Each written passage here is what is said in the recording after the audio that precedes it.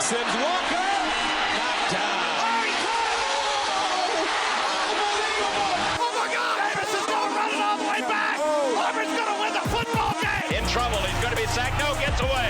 He runs, gets away again, goes to the 40, gets away again. Jackson takes it himself. Look at him dart back and forth. Oh! He broke his ankles. I have never seen this before in my life. Still looking.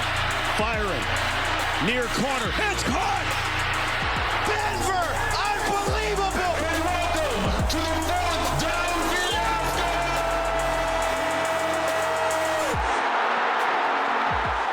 Hello and welcome to another episode of the Fourth Down Fiasco, your go-to podcast for all things football, brought to you by BetStamp. BetStamp is the sportsbookie of all sportsbookies because they keep everything in one place just for you.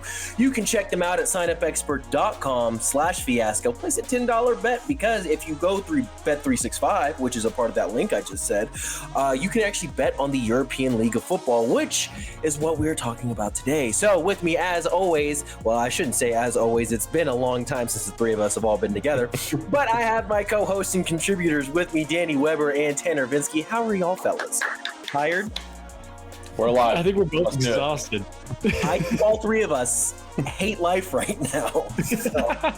But we're all back together, baby. Woo! Yeah, Tanner's been pushing 80-hour weeks. Danny's been having to travel and do a bunch of bullshit training, and I tore my hamstring, so, you know. All's well. How'd you tear your hamstring, Jordan? Racing a teenager up at the park and realizing that I'm not young like that anymore, so. Brutal. This is where we need to start playing That's Life by Frank Sinatra, you know, because that's where we're at right now. That's life. Well, let's dive into this past week's slate of games for the European League of Football. What stood out to you, gentlemen? It wasn't a very good week. I mean, it was a great week if you're the Frankfurt Galaxy. Mm-hmm. There were a couple good games. There were two good games. Ish. Yeah. Frankfurt Galaxy upset the Nordic Storm 35-20 in a game that honestly wasn't even that close. There was some touchdowns scored in the fourth quarter by the Storm to, you know, kind of get them at least within a respectable distance. But our friend of the pod, Jadrian Clark, no bueno, was not a good day for him. Had 4 interceptions, including 2 picks. And 2 of them returned for a touchdown. Sheesh. But our boy, Big Wang out there, I think he actually pronounces it Wong, so I need to be better about that. But Wong, you know, had 273 yards, had a touchdown, and also had a touchdown on the ground as well with 100 yards rushing. So, yeah, big game. Big game Wang. Big game Wong. Excuse me. Big game Wong. Big game Wong, baby. Yeah. Weird game. I don't know what the Storm DBs were doing, but they let Easton go for 128 as well. Mm-hmm. No touchdowns, but 16-yard average. Oof. I mean, the main thing that I took away is I'm a fucking coward. I've been calling the Nordic Storm's downfall all year, and the 1 week that I don't do it, they decide to get their ass beat. And yeah, I think you did it last year with the Rhein Fire as well in the playoffs. You took the surge over the Fire after all year. You were like, you don't bet against the Fire. You don't bet against the Fire. You don't bet against the Fire. And what did you do? Bet against the Fire. Yeah, I'm really good at like being on top of a take and like being there early and knowing that it's true. And then just like towards the end getting bored, you know? Because I think the first year we did this podcast, we all watched Super Bowl. I think I said the entire time Kansas City was going to win. And then we got to the Super Bowl and I was like, fuck it. You know, maybe the 49ers will do it, you know, just like because I got bored. And it's happened every time. So I just got to stop getting bored. There you go. You need to hang on literally like one more week every single time. Yeah, whenever you get bored, just hang on that extra week. Oh, speaking of games that we called or didn't call, so I had a shit week as far as pick'ems went. Yeah, both you the upsets that I tried to predict. Yeah, it was not good. But it was funny because I didn't watch the Raiders Tirol Madrid Bravos game. By that point, I had already kind of started my Saturday and stuff, and so I didn't catch that one. And it was funny because on the European League of Football website, there was a glitch for about 10 minutes or so after the end of the game. I went back and checked and I refreshed because I was like, that can't be right. It had showed that the Raiders had won the game 35-34. Huh. And so I literally was about to jump into our group chat and be like, guess who called this one? I'm the GOAT, blah, blah, blah. And then I was like, let me double check Instagram real quick and see what the team's post. Fucking blown out. I'm really glad that I did because I go onto Madrid's Instagram and it shows 54 to what was it, 25 or 28? 28. Yeah, 28. With how Because I was like, that doesn't seem right here.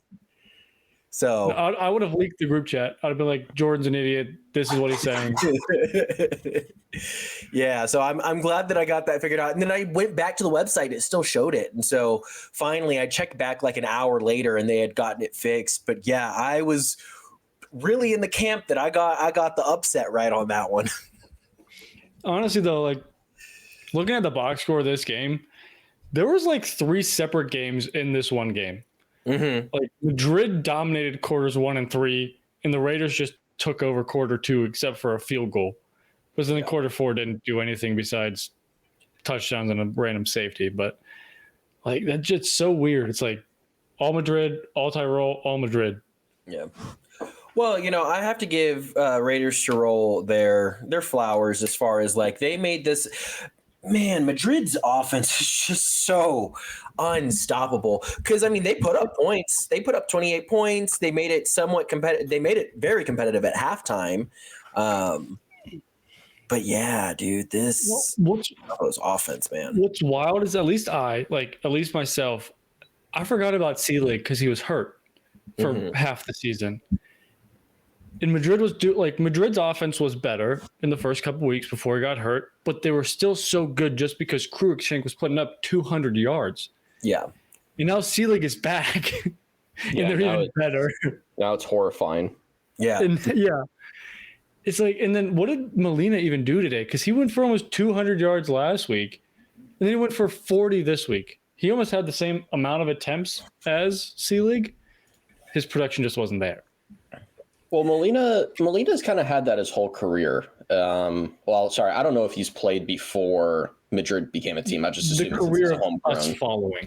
Yeah, the career of us at least paying attention to him is Molina is a very hot and cold player. Like there are times he runs really well through the tackles, and he gets like massive games, and there's other times like he just can't find his lanes. And the Madrid offensive line doesn't do him any favors. Like they're not particularly great, but he still like doesn't have like the elite ball carrier vision to really be an RB1, because he just like if he had better carrying vision and he was a little bit more elusive, he easily could be an RB1 just with the speed that he has and the way that he's kind of powering through tackles. Like I could see him easily being somebody who could develop into that, but just with how difficult it is for him to really put himself like in those situations and be able to be consistently finding lanes and finding opportunities. I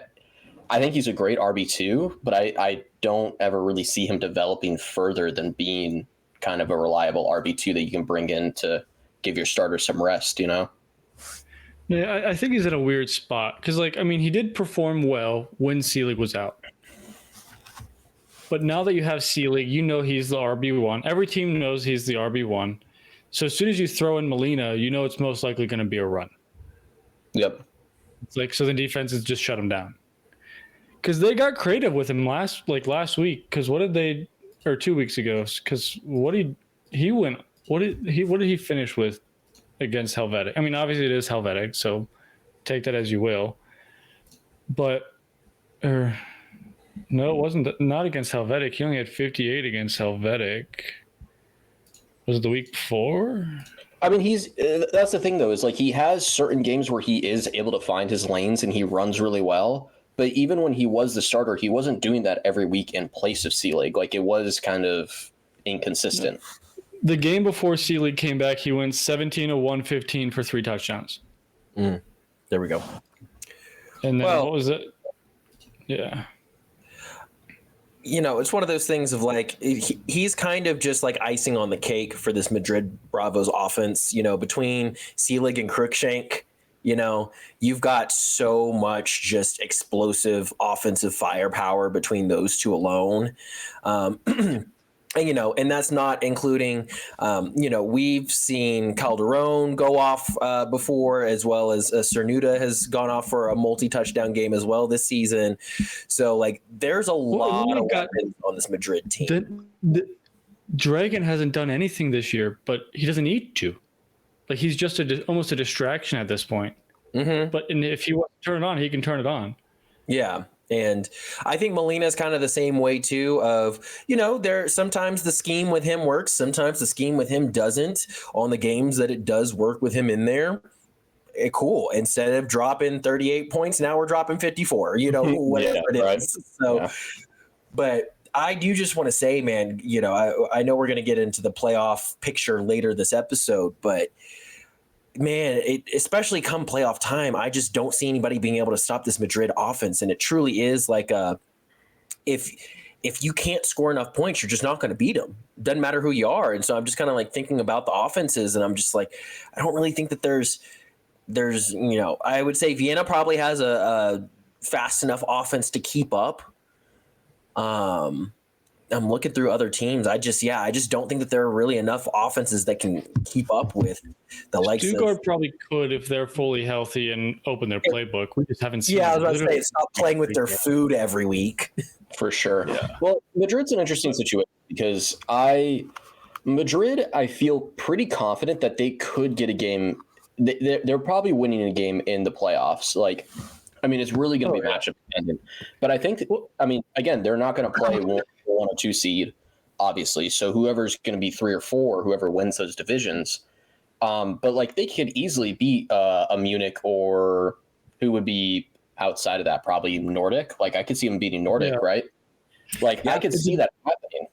But I don't see them beating like Vienna or Stuttgart in the playoffs. You know what I mean? Like I think they just don't have as much excess talent as those two teams do, if that makes sense. Like those teams are just so well constructed and so complete, and they don't have a glaring weaknesses to their team. Whereas Madrid has a pretty glaring weakness on their right? Like, so I think when you have defense has gotten better.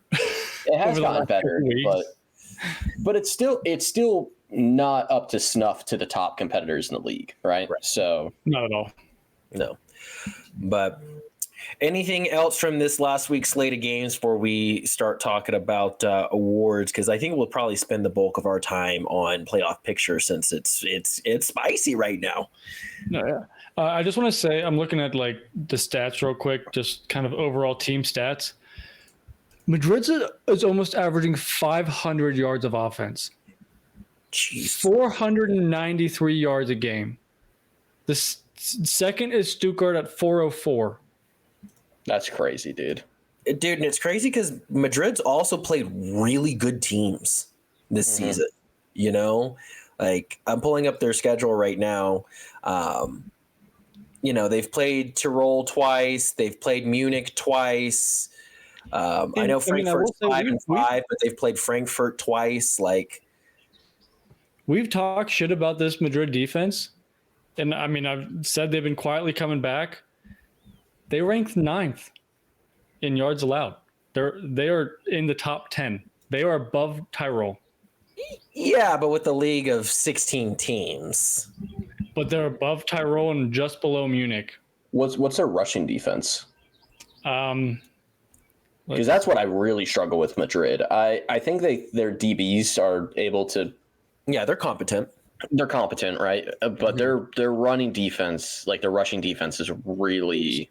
They've given up 1,900 yards in 10 games. They're giving up 193 yards a game. Ooh, that stinks. On the ground? Wait, on the ground? Yeah. Ooh, that shit stank. Oh, that's horrible. Oh. Or no, sorry. Nope, that's passing. 193 yards. Okay. That makes way more sense. I'm like, wait, they're giving up 200 yards of rushing offense? How the fuck are they winning games? They're giving up 150. That's still horrible. That's still staying. No, yeah. They are. That's actually surprising. Tirol has given. I've always been a hype man of the Tirol defense. They actually have a worse rush defense than Madrid. I could see that. Tirol is the worst team out of the bottom three, like besides the teams that don't belong in the league. Because obviously Cologne, Helvetic, and Farivar are the worst three on rush defense. Yeah. Then it goes Tirol, Madrid, Rhein. Really, Rhein? Also, I just want to point out real quick with the Cologne thing. I'm not going to talk about it too much because we talked so much about how awful their situation is. But that game was like, what was it? It was like 20-0 at half, like where it was looking like, okay, yeah, they're going to get blown out again, but at least like it's not going to be ugly. They gave up like 50 points in the third quarter or something. Like, what are we doing? Like, are you? Yeah, 47. Like, this season's got to end soon. Like, I'm sad that we're having the season kind of coming to a close and we're moving on, but I'm I'm really hoping that, well, one, if the ELF comes back next year, I'm hoping that if it's back next year, that like we just don't have this, because fucking 47 points in the third quarter. Like, come on. Like, even a 13-team league, or if what Milano is true and they have backing, and they could get guys, give me a 14-team league. Because, like, besides the bottom three, like, or I mean, you could get rid of Berlin, but even then, Berlin has won a handful of games, and Berlin can somewhat be competitive at times. They have more wins than Hamburg. Yeah. It's like, give me a 14-team league where your worst teams are Berlin and Hamburg. I'll take it. Yeah. And those two teams still get, a win or two and all that. I'll take that. But this 0-9 for the bottom three teams is 0-10 now. Yeah. For the bottom three. But fun fact, Paris is only giving up 3.3 yards a carry.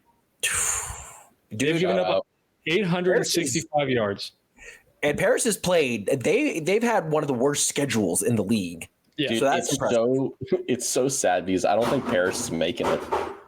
I don't think they're gonna make it. But they're really screwed. Dude, but they're a team. If they do make it to the playoffs, I wouldn't be shocked to see them in the championship game. Like, genuinely. I mean, like, just we did see I think they can make it. Like, we saw Stuttgart dismantle them. I don't think the second Vienna game is going to be as close as it was. Well, I'm sorry. I'm saying make it. I don't think they're going to win. Like, I don't think they have a chance against the top teams, but based on this, like, a schedule that they have in the postseason, like, I could see them making it there. You know what I mean? No, yeah. I mean, that's fair. But then Munich still is under 1,000 yards given up on the ground, only at 946. They look like a pretty complete team. I'm just still worried about that offense. Yeah. It really comes down to if Tabor can keep things clean, they're good. But if he can't keep things clean, they're fucked. And I mean, he relies on his legs way too much. And I mean, looking at the playoff, like Vienna, Nordic, and Stuttgart have all given up under 1,100 yards on the ground all season. Mm-hmm. Those are the three playoff teams. Like, you can't run all over those three teams. Yeah. You need to be able to throw the ball. Yeah. Well, gents, any last thoughts? Last week's games. Let me see if there's any other fun stats. Because it was kind of a shitty week of games.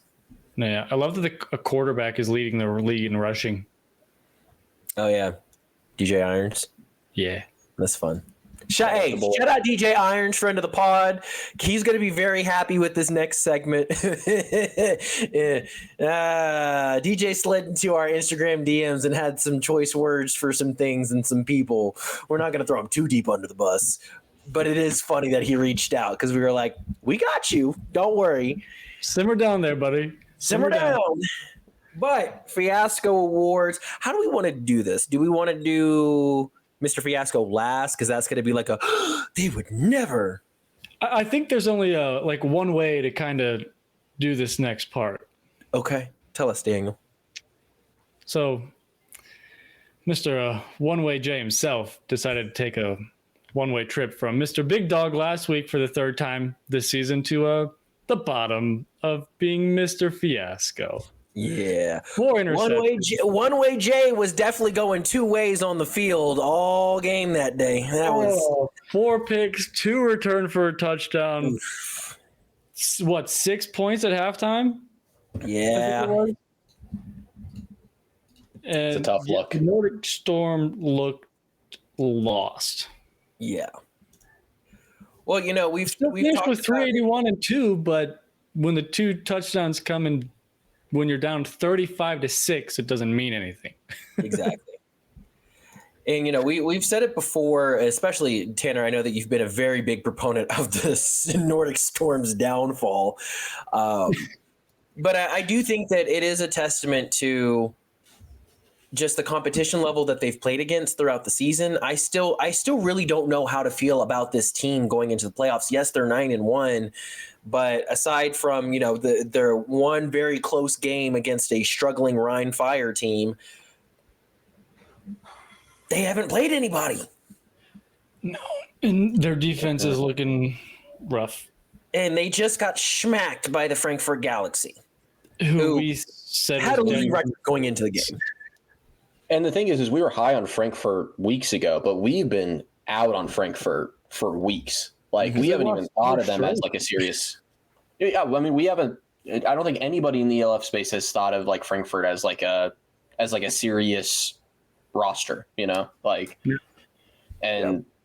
I mean, I know Nordic hasn't played anybody, but to like get blown out like this against Frankfurt is really scary for their prospects in the playoffs. Because if this is what happens when they play like a top end team, and again, Frankfurt's not a top end team. If they play a middling team, what are they going to do against Vienna or Stuttgart? Yeah, Munich even. Yeah, Munich. Fuck it, maybe Madrid, right? Like I wouldn't be too like. I am a Madrid defense believer, but I feel like Nordic's offense would still pick apart Madrid over 1,000 times over than Vienna and Stuttgart. Oh, 100%. For sure. I think it's more of just, if those two match up against each other in the playoffs. Hammer the over. Yeah, well, because at the end of the day, can Nordic's off, can the Storm put out the Bravos? I for whatever reason thought we were talking about the Fire, and I was going to make a joke about that game would actually be really wild, because we have seen the Storm go down and score every single possession. You cut out, so I have no clue actually what you said. Tanner must have heard it. Yeah, no, it was bad. Tanner laughed at me because it was a really bad, poor journalism on my end. I'm tired. Okay, I didn't hear it, so we're good. Cool. But no, I could see the Storm in Madrid going touchdown for touchdown. That would be a game of like whoever has to settle for a field goal loses, or whoever throws the first pick. Yeah, but both of them are kind of a little sloppy.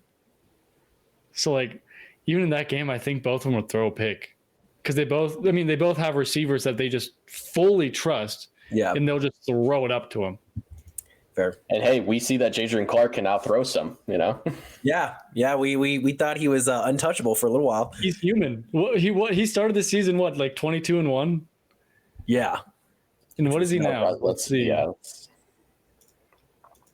He is now 39-8. So going into this game, he was thrown some hits recently. Going into this game, he was 37-4. No, hey. At the end of the day, Jadrian's our boy. We should not bet against Jadrian. I feel like that's we've learned that over time. I do think though it's so tantalizingly unfair to think about like this Nordic team if Glenn hadn't have ruptured his Achilles. They'd be so freaking good. Yeah, it even be fair. So it is unfortunate. The one half we saw of Tunga, he already had 150 and 2, I think, at halftime. Yeah. So But I think that's enough dogging on our friend. We still love you, Jadrian. We still love you, Jadrian. We hope you still love us after this one. I still have to love you guys because I gave you guys money. And they welcomed you with open arms to their game. Bro, you sat next to the owner during the game. I'm technically an owner. You are technically an owner. Anyways, shout out Randy. Too much. We'll move from Mr. Fiasco to our unsung hero. Same game. We don't have to go far. Nope. Same game, same teams, but opposite team. This one goes to our boy, two-time now, Mr. Naylor. Did y'all like that? The vocal fry? Yeah, it was great. Word. Great. Cool. Yeah. No, Naylor was out there hoping, balling like it was March Madness. I'm pulling up his stats real quick. I do know he had a pick six. 4 tackles, 2 picks. 1 to start the game was a pick six, and 3 pass breakups along with those 2 picks. Yeah, so he was just literally all over the place, doing everything he needed to do. Got his team the win. Helped, yeah. Big dubs. Big dubs. Good job, Naylor. Times 2. Yeah. Maybe by the end of the year you could be a big dog, but good luck. Hey, listen. I treat him the same way that I treat my Spider-Man, okay? Toby is number 1 in our hearts, okay? Quick Spider-Man tier list, 1 through 3. No, absolutely not. All right, and then our last award, we're giving out the big dog. We did this in reverse order, very unlike us. It was just there. There's only one way to do it, you know? Yeah. The big dog is a co-big dog this week, and it goes to one of Chad Jeffries and Harlan Quofi, who, mind you, these are stats from just the first half because they got pulled after the first half was over. But Chad Jeffries, 306 yards, 8 touchdowns. Wow. And then Harlan Quofi, 9 receptions, 154 yards, and 6 touchdowns. In a half. These are Steph Curry numbers, 2016 Steph Curry numbers that we're talking about here. It was in a half. He also didn't mention that Jeffries only had 2 incompletions. Oh, yeah, I definitely did. Yeah, 22 of 24 for 306, 8 touchdowns. Imagine if they played the full game. Oh, I was going to say the record for most passing touchdowns in a game for a full game, 4 quarters, was 6. Harlan Quofi caught that many in 1 half. Mm-hmm. It's nuts. Yeah. I mean, Jeffries threw 2 more. The NFL record, I think, is 7, which I think was Nick Foles of all people, which is kind of funny. But I think it's 7. Yeah. So that would break that in a half. And if I don't know about college, but I think college is 9. So if they would have played the full game, Jeffries would have had like stats that you just don't even really see. Double digits for sure. I'll look up the NCAA record, but I don't think it's double digits. So if they would have played the full game, it would be numbers that like you just actually don't see in any form of semi-professional sports, you know? Yeah. The NFL record for touchdowns in a game is 5, set by Jerry Rice, Kellen Winslow, and Bob Shaw. Oh, receiving. I was like, Dak Prescott has passed for 5 touchdowns, brother. Like, give me a different record. But catching. Got it. Okay, so the NCAA record is 11 by David Kingler for Houston. But still, I think they would have broken 11, you know? Like, oh, yeah. Yeah, he would have been somewhere between like 13 and 14 probably. Yeah. And the college football receiving record for touchdowns in a game is 7. So he did not break that. But he would have. Rashawn Wolf from Oklahoma State probably played the full game. Yeah, probably. But yeah, it was a very easy dissemination of the Berlin Thunder by the Rhein Fire. They won 69 to 7. Which is wild after what Berlin did last week to the Storm. And then the week before, the Storm beat Berlin or beat the Fire. Yeah. Again, you know, if we could revamp the league a little bit, and your worst teams are Berlin and Hamburg, and Much better then place. I'm cool with that. Yeah. Well, those are the awards. So let's dive into the playoff picture, shall we, gents? It's getting wild. It's getting spicy. It's getting hot in here, so take off all your clothes.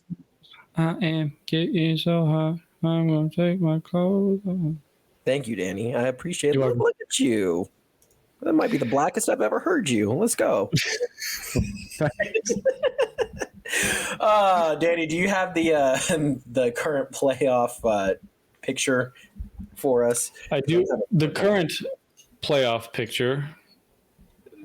Nordic Storm with their loss fell out of the 1 seed, gave it back to Munich. So Vienna and Munich have the byes. Storm sitting at the 3 seed, playing against the Rhein Fire tentatively. Then Stuttgart would be hosting Madrid as the 6 seed. Love it. I'm trying to pull up the graphic myself. You have it on the ELF, right? Like their Instagram? Yep. But so I have that little spreadsheet I made the other day of can you just send that to me then? Yeah, of who everyone is playing the last couple weeks of the year. There's only 2. Oh, I see. No, yeah, the little Excel sheet. Playoff. So Madrid sitting at 7-3 now after the beat down of the Raiders. They got Munich and Frankfurt, which everyone expected earlier in the season to be an easy game, but maybe not anymore. No, not so much anymore. No, but they do have a game in hand now because of every other team losing. Yeah. So yeah, just so the viewers who can't look at the spreadsheet know, the teams that we are looking at right now are the Madrid Bravos, who are 7-3, right? Correct. The Fire, who are 6-4. Paris, who is 6-4. Are the Raiders still in on this? I doubt it. Now that they're 5-5. They're 5-5. Right? They need miracles to happen. Yeah. The Prague Lions at 6-4.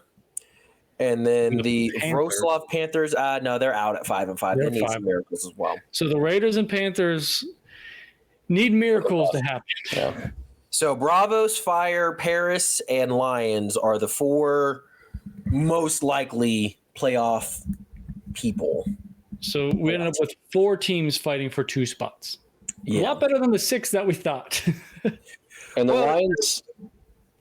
Lions have an easy way out. I mean, they play the Mercs twice and Frankfurt once. So, I mean, they easily could win out, but what struggles with them is their strength of schedule, right? That's what's going to... So they beat the Mercs the first time already. So we need to look after the bye week because I didn't update this since I sent it. But so they're sitting at 6-4. They have Frankfurt after the bye week and then Helvetic. So Frankfurt that's so confusing now. Like, what do we do with Frankfurt? Because they're playing regardless, they're going to win both mercenary games. So so they're at least sitting at 8 and they're 4. at least sitting at 6-5 at the end of the year. 6-5. Or no, 6-6. What? No, they're 6. They're 6 at 4. best, they're going to be 7-5. At worst, at best they'll be 8-4. At worst, they'll be 6-6. Because if they lose their last 2 games, there's only 2 games left. They're not going to lose to the Mercs. They're not, but that's like the worst they're going to finish is 7-5 because it's Helvetic. It's automatic. Yeah. But like, what do we think about that Frankfurt Prague game right now? Right now, I think Frankfurt wins it. Frankfurt's going to play bracket buster to a lot of teams. Mm-hmm. Honestly, if I'm them, I'm just enjoying the chaos. Frankfurt's technically not out of the playoffs. They posted a picture, and they have a shot. I mean, yeah, they can finish 7-5. They gotta beat Madrid and they gotta beat Prague. I think they are gonna beat Prague, and they've already beaten Madrid once, so it's really not. No, they lost to Madrid in the beginning of the year. No, they didn't. They beat them 47 to something. 47-33. Yeah. Mm-hmm. Who did? I'm thinking of the Sea Devils. That last second field goal, week 1. Mm-hmm. Yeah. Wrong team. Wrong German team. Yeah. So it's possible for Frankfurt to be in this conversation. You know. Yeah, I mean they're sitting at 5-5, so they need miracles to happen, but it is possible. They need the Bravos to lose out. They need the Bravos to lose to Munich and themselves. And I think they need Paris to lose to Vienna and the Fire to lose to the Storm. They posted a picture. Let me figure out exactly how.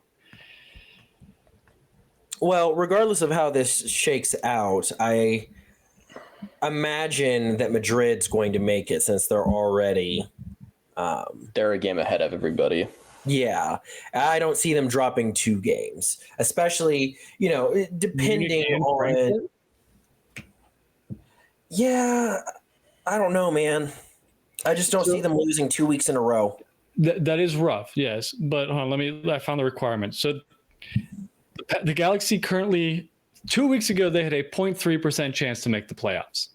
They are currently sitting at a 17% chance. The way they get in the playoffs is they have to win out, obviously. The Bravos have to lose out, and the Fire have to lose 1 game versus the Raiders or the Storm. And then they would hold the tiebreakers over the Raiders and the Lions. Interesting. So they really don't need a whole lot to go right for them. The hardest thing is Madrid losing out. Bravos lose out. Yeah. But I mean, part of that they control. So, it really just, if the Bravos lose to Munich, then they are in control of their own destiny. Pretty much. Yeah. That's crazy. Bro, it's going to be fucking hilarious. When we put out the power rankings at the beginning of the year, I put Frankfurt at like 12 or something like that. No, looking really good until Wang came in. He just rage quit. But yeah, his 12 power ranking was looking really good until I was right. And I don't know how we all got kicked off the stream, but it's still showing that it's recording. that was you. Fuck. That was all you. We were still here. Yeah. Everybody was, talking shit about me putting them at 12. Then they started to suck, and I was like, I'm right. Now, because of freaking Wong, bro. Can't go wrong with Wong, you know what I'm saying? Just been wanging it. To be fair, you're not wrong. Based on the roster you saw at the beginning of the year, they did suck, right? They did suck. Now they got a better quarterback. So they had to bring in a new quarterback and the new DB, which has changed their defense entirely. Yeah. Mm-hmm. Bijan Harris has completely revitalized that defense. Dog, bro. I love Bijan Harris, bro. He's a dog. If I'm Frankfurt, I'm honestly maybe adding a few key pieces, obviously, but running it back with a almost same roster. Yeah. Their For the last couple of weeks, run it back. Bring in teams. If you win out, make the playoffs, teams will want to play for you. Bring back the quarterback, bring back your defense, add a few key pieces. Yeah. And you're set. Yeah. I would probably get a better import wide receiver personally. No, I mean, you'll change some stuff because but I'm just saying, like, I'm just looking at their stuff, and that's probably the change that I would. He's not bad, but he's not. He doesn't take over games, though. No, he doesn't. I mean, go find an NFL caliber guy. Like you can convince Crookshank, bro. Just be like, hey, come on out to Germany, big fella. I think what's the coach's name? Andrew Whittinger. Yeah, Whittinger. He'd do anything in his power not to let him leave Spain. Oh yeah, no, we would see a missing persons report on Crookshank if he tried to leave. Yeah, unless it was like NFL or something. What also sucks for Frankfurt is Platzkummer got hurt. Yeah, like they lost their RB1 for majority of the year, and Platzkummer was cooking. He was cooking, so go out and get a solid RB1 and a solid wide receiver one. Sorry, Easton. And run it back. Okay, so who are y'all's predictions for those 2 spots? I think the playoff picture looks the exact same way we got it right now. Well, sorry, not the exact same way, because I think Munich won't get the bye and Stuttgart will get the bye. But I think it's going to be the same 6 teams. Danny, did you ever send that in the group chat so I can see it? Yeah, I thought so. The playoff picture. Or no, not the playoff picture, just the graphic thing. Yeah, you sent the schedule. Yeah, I can take a picture of the playoff picture real quick. Yeah, if you wouldn't mind, because I'm having a hard time finding it on this damn ELF. On the website, it's kind of weird. You got to go to like the schedule, and then you'd have to click like playoff or something. It's loading. So yeah, I mean, Paris is the next team out, the first team out, then followed by Prague, then the Galaxy. But I mean, it's still like the Raiders could still play bracket buster as well if they beat the Fire again. I mean, they beat them once. Mm-hmm. It's like the Fire don't have an easy remaining schedule with the Raiders and the Storm. Yeah. Paris, maybe if Vienna, like maybe if Munich loses this week and I don't know, maybe Vienna rests people week 14 if they clinch a bye. So nobody thinks Paris is going to sneak in there, huh? I think if Vienna rests people, Paris could sneak in because they're going to beat Helvetic, and it's going to come down to that Paris-Vienna game. Yeah, and I can definitely see a world where, I mean, why, when you're Vienna, why would you risk anything? Because they're going to win next week, after the bye week. I mean, there's no difference between the 1 and 2 seed. Yeah, you get a bye week regardless. The only difference would be you get to what colored jersey you wear at the championship game. Yeah, and honestly, if I'm Vienna, I think I'd rather be the 2 seed given the matchups. If I'm Vienna, I would much rather play either Rhein or Madrid than have to go up against either the Nordic Storm or Stuttgart. Like if those are my 2 options. Well, I mean, looking at this now, I'd still pick Nordic and Stuttgart to beat Rhein and Madrid. So then Vienna would have to play Nordic. Oh, I'm looking at this sideways. My bad. No, yeah. So then Vienna would have to play the Storm over Stuttgart, which might help them anyways. Dude, that's if Madrid has to play Stuttgart, bro, that's going to be a wild game. I really don't want Vienna and Nordic to meet each other outside the championship game just because of my own personal bias. If I go over there and it's Vienna and Nordic, like I literally can't lose. I mean, at the end of the day, you still have to cheer for Vienna, big fella. That's who you chose. I cheer for Vienna, but I am a minority owner of the Storm. Like I literally can't lose that championship game matchup. Yeah, but again, as a fan, you are a Vienna fan. You can't switch up on us now, big fella. You could, then I'd be the only one that stuck it out. What? Okay, in my defense, my team just doesn't exist anymore. Bro, trust me, I would be cheering on my 0-10 Barcelona Dragons right now if I could. Hey, maybe they would have to play Cologne, then they'd be 1-9. I fucking be close. I wish there was an ELF video game so we could test this theory of 2024 Cologne or Barcelona versus 2025 Cologne. Oh. Yeah, for the teams that I'm looking at to make it, man, I don't know. Something deep down tells me that somehow the Lions are just going to screw this all up for everyone, and they're going to find their way in there. They could beat Frankfurt. Like their offense can do it. Their defense is good. Yeah, they just haven't played against Wong. Well, the issue with Prague though is they would need only one other team that has 8 or 9 wins because their strength of schedule is probably the worst of anybody, right? Isn't that how they determine it? Or is it point differential? I think the first tiebreaker is... I had it pulled up a second ago. Because even if it's point differential, I mean, they still have a hard time pulling that off because they haven't really had very many blowout wins like a lot of these other teams. So tiebreaker is number of wins, head-to-head matchup, strength of victory, strength of schedule. Oh, strength of victory. Yeah. Strength of victory is going to hold them back. So what they would need is they would need only one other team to have 8 or 9 wins, and then everybody else would have to have 7 wins for them. I mean, but out of the teams that are currently 6 and 4, Rhein, Paris, and Prague has the easiest remaining schedule just because the Fire and Paris have to play Nordic and Vienna. There's no one But else. again, that Paris-Vienna game is probably going to be Paris against backups. I don't see a world where, unless Vienna loses after the bye week, I don't see a world where Vienna risks putting out Ben Holmes. It would have to be depending on if they basically clinch a bye week going into week 18. Because it could still be hard for Vienna because there's 3 9-1 teams. Mm-hmm. And what is Stuttgart at? Stuttgart's at 8-2. Yeah. So Vienna might do it.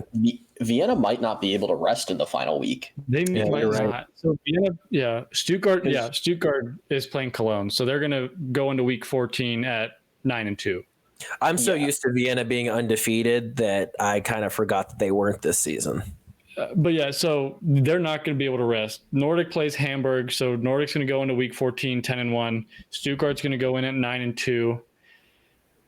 Munich either going to be 10-1 or 9-2.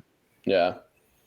So even then even if Munich loses, Vienna still wouldn't really be able to rest because if they lose, then they're the same record as Munich, you know? Mm-hmm. And maybe the tiebreaker works out and they end up kind of defaulting it into it almost. Like if Munich loses and Stuttgart has the 2, maybe by all tiebreakers, Vienna clinches it even at 10-2 while Nordic's. But I mean, Vienna's strength of schedule isn't particularly great, so I don't know if that kind of hurts them in that tiebreaker scenario. They get Paris, they get Prague. I guess Prague does help them now that Prague has a winning record, huh? Yeah. Because going into the season, we were like, really, they only get to play Paris and that's it? The Enthroners tank it, and they get Tirol. So it's not horrible, but it's not the best.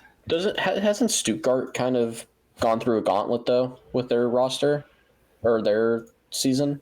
No, I mean, they've played Munich twice. I don't think they've played Frankfurt, Paris, Hamburg, Munich, Cologne, Färöer. So they've played Cologne and Färöer, both 2 teams that are Cologne, Färöer, and Hamburg tank.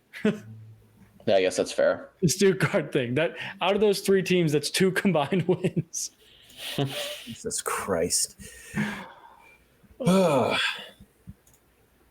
Yeah, it's going to be interesting. I don't know. I think the way I see it is I think Vienna and Stuttgart are going to get the buys. I think Munich's going to drop a game to Madrid, and that's going to kick him out of the buy spot. And so then I think that's going to give it to Stuttgart and Vienna. And then I think the last playoff spots are going to go to Madrid and Rhein. I think Madrid's going to win out.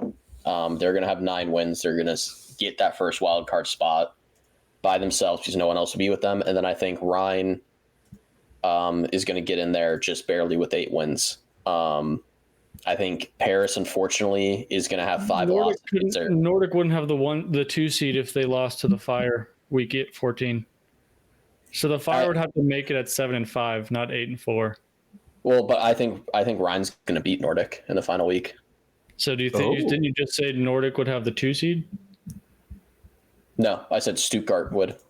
Oh, I misheard that. My bad. Yeah, I said the buys are going to be Vienna and Stuttgart. No, you're right. I think Nordic's going to lose, and I think Munich's going to lose, and that's going to put Stuttgart in at the buy.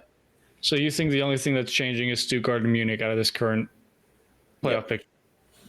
Yeah, I could see it. I mean, it's pretty locked in. Almost, it's in pencil. Obviously, it's in pencil. It's written in. They're getting prepared. Maybe starting to sell tickets. But at least for the top, 2. Madrid might be preparing for hotels. Yes. Somewhere. Yeah, I think really the only playoff spot that's open is the final playoff spot. I think it really is going to be it's going to be Rhein, Prague, or Paris, most likely between those 3 teams. And I think Prague has a long shot to make it just with their strength of schedule. So I think it really comes down to Paris and Rhein. And I think for me, it's just that final week of would I rather be playing Vienna or would I rather be playing Nordic? And I'd much rather be playing Nordic versus Vienna or Rhein at home versus Paris on the road as well. Yeah, exactly. Which sucks for Paris because I think Paris is the better roster. No. Dusseldorf is going to be bumping week 14. Oh yeah, Oh yeah. the return of the Golden Boy. Wild. What? I said return of the Golden Boy. Hell yeah. Yeah. And especially because it's probably going to be a win and you're in situation. Yeah. They control their destiny. If they lose, they're probably out. Yep. Well, cool. Any final thoughts on the playoff race, fellas? They set the schedule up nice. Yeah.